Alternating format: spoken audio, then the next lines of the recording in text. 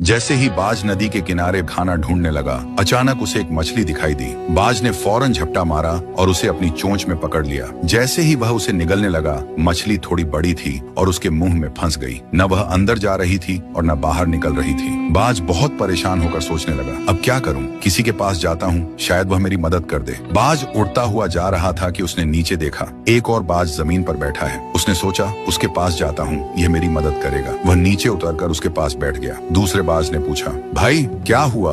मुंह में मछली लेकर क्यों घूम रहे हो? पहले बाज ने इशारे से कहा कि मछली निकाल दो। दूसरे बाज ने अपनी चोंच से मछली निकाल दी। जैसे ही मछली निकली, पहला बाज बोला, दोस्त, तुमने मेरी बड़ी मुश्किल हल कर दी, लेकिन तुम यहाँ जमीन पर क्यों बैठे हो? दूसरा बाज बोला, भाई नीचे देखो, यहाँ जाल बिछा हुआ है, मैं इसमें फंसा हुआ था, अब तुम भी फंस गए हो। पहला बाज अफसोस से बोला, मैं एक मुसीबत से निकला था और दूसरी में फंस गया। तभी यहाँ से एक लुमड़ गुजरता है। बाज ने कहा, लुमड़ भाई, हमें इस जाल से निकाल दो। लुमड़ ने कहा, ये बहुत मुश्किल काम है, मैं नहीं कर सकता। पहला बाज बोला, अब ऐसा करते हैं, कुछ और पक्षियों को बुलाते हैं। ऊपर से कुछ बाज गुजर रहे थे। नीचे वाले बाज ने आवाज दी तो वह सब नीचे आ गए और वे भी जाल में फंस गए। सब परेशान होकर बोले, अब क्या होगा? ये जाल एक लेपर्ड ने बिछाया था। लेपर्ड आया और देखा कि बहुत सारे बाज जाल में फंसे हुए हैं। वह खुश होकर उनकी ओर बढ़ने लगा। एक बाज बोला, मेरे पास जान बचाने का एक तरीका है। दूसरा बोला, जल्दी बताओ, लेपर्ड आ गया है। पहला बाज बोला, सब ध्यान से सुनो, हम सब मिलकर एक साथ उड़ने की कोशिश करें।